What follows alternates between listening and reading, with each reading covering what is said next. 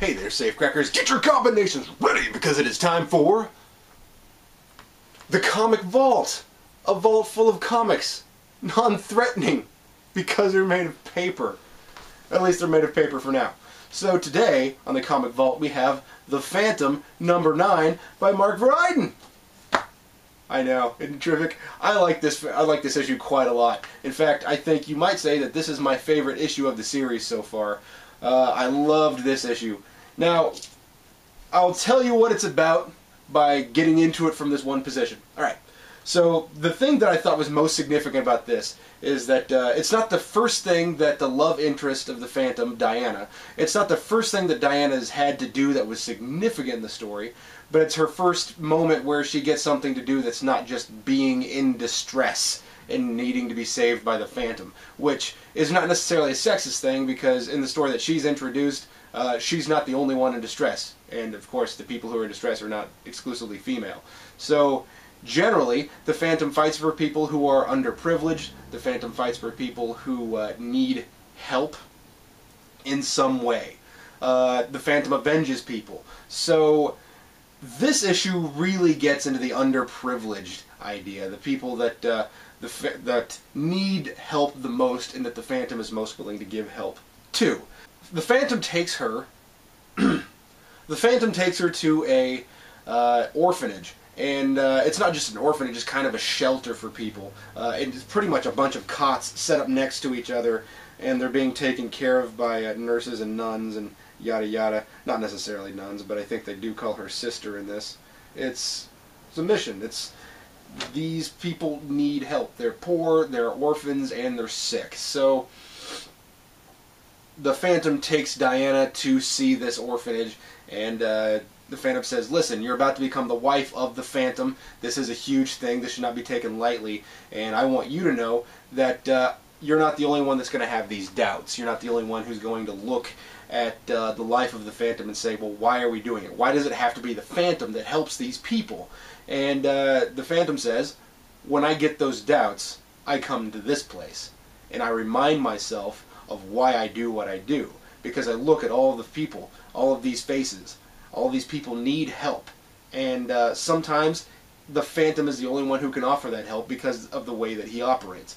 The government has much more, or many more things to do. Many more?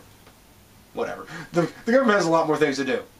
And then things just get in the way. So the Phantom can divide his attention as he sees fit, as he feels needs to be done.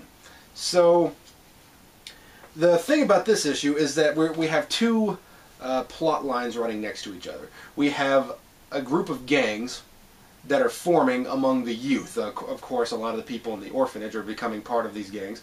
And we also have a couple criminals who are trying to rob a supply train of medical supplies. That is, in this case, going to the orphanage.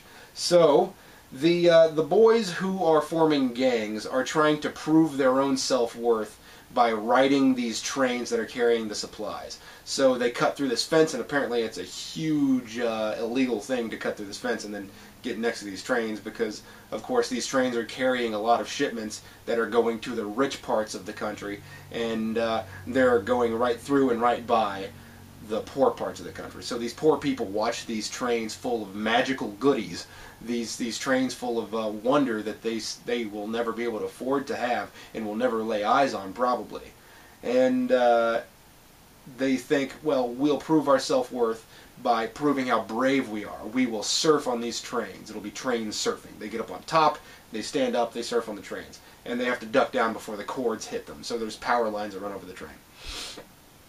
Then, so what's interesting about this issue is that there's lots of, let's see what my notes say. There's issues of rebellious youth, and there's ideas of the good in people. And so these gang members don't just do crime. They don't really delve into what they do, but it's implied within the issue that they do things that are illegal, that they do things that are immoral. And of course the main lady who's running this orphanage is trying to get some of these boys out of these gangs, saying, please don't join. You don't need the gang to get by. But of course, being this gang for these kids makes them feel like it makes it easier for them to get by. Why? Because now they have some kind of camaraderie, and now they have people giving them tasks to prove that they're worth anything. So the Phantom looks at these kids and recalls something from one of the earlier Phantoms. I think maybe the 6th Phantom is what it was. And of course this is the 20 or the 21st Phantom, I forget. But so he's looking back at a story from the 6th Phantom, and that Phantom has, of course, the same oath that every Phantom has. They don't kill people, although sometimes people get killed. But he looks back on this story, and it's trying to parallel what's going on in the present moment. So he looks back at the Phantom fighting these pirates who are enslaving people. The Phantom fighting these pirates. So these pirates are enslaving people. They're being cruel to people. And he walks in and says, "Give me your strong." The Phantom walks into the middle of these pirates and says, "Give me your strongest man. If I win, you guys will leave. You guys will stop." Well, he says you guys will stop being pirates. And he says, "If you win, you can have my life." So the Phantom fights one. He wins. Or the Phantom fights one of these pirates. The Phantom wins. The Phantom refuses to kill him, so the captain of the crew sends another man at him. So first he sends his biggest, most physically dangerous guy. And then he sends his best swordsman. And the Phantom wins both fights. He's pretty bad for wear and tear in this situation, but then he wins both fights. And then afterwards, since he's refused to kill both men, the captain runs at him and tries to best him in the fight for a third time. But of course, the Phantom wins again and tells these men to stop being pirates. He says, "Listen, none of you can deny that I just beat your captain.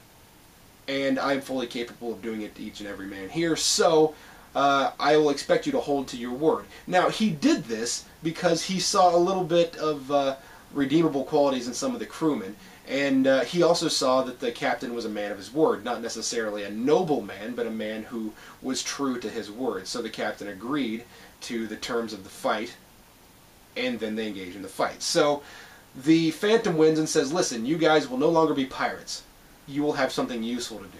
You will be a new formation. You will be a new group. You will be the Jungle Patrol for me." So I think it's really interesting, and I feel like that could have been expanded into an even larger issue, but it was, of course, served pretty well in this issue, that the Jungle Patrol, a very significant thing within the Phantom comics, was formed by pirates, by ex-pirates, if you will. So, and not Corsair, but I digress. So I think he's really interesting. I think he does some really interesting things with this issue. And basically, it all boils down to the kids in the present day, these gang members, they see that somebody's trying to rob the supply train. They know it's wrong. They know it's pretty awful. So they try to help the Phantom. They try to help somebody out. And I think a kid dies in the process. I think. But, so the Phantom gives him a shot and says, "Listen, you help me." He tried to get these police officers off their back and said, "Listen, you helped me. I'm going to help you as long as you promise me that you are going to try to straighten up, that you're going to try to make your life better." And so he basically gives them a job, like the previous Phantom did with the pirates. He gives them a job and says, "You will be part of the Jungle Patrol." End of story. And the kids are welcoming and they accept it and they love it. And the point is that it's not just that you're trying to look at the good in people, because that's largely pointless. There's a little bit of good in everyone. So if you don't foster it, it doesn't mean anything. It doesn't go anywhere. If you don't give somebody the opportunity to be good, then it doesn't matter if you believe that there is good in everyone. And I found that to just be really interesting. Good does not necessarily triumph. You have to give somebody a reason to do the right thing. And if the reasons to do the wrong thing outweigh the reasons to do the right thing, of course they're going to choose the wrong thing. You've got to give them a reason to do the right thing. So I found that super interesting. So that's all I really have to say on this issue. I liked it a lot. I highly recommend The Phantom by Mark Verheiden, issue 9. I am very pleased with that issue. So, again, the comic vault is something that's huge and unknowable, vast and ominous, ridiculously huge large, and if you would like to donate to the comic vault, you can donate to Geekvolution, P.O. Box 14183, Lenexa, Kansas 66285. Thanks for watching the comic vault. I'm Vince. We'll catch you next time.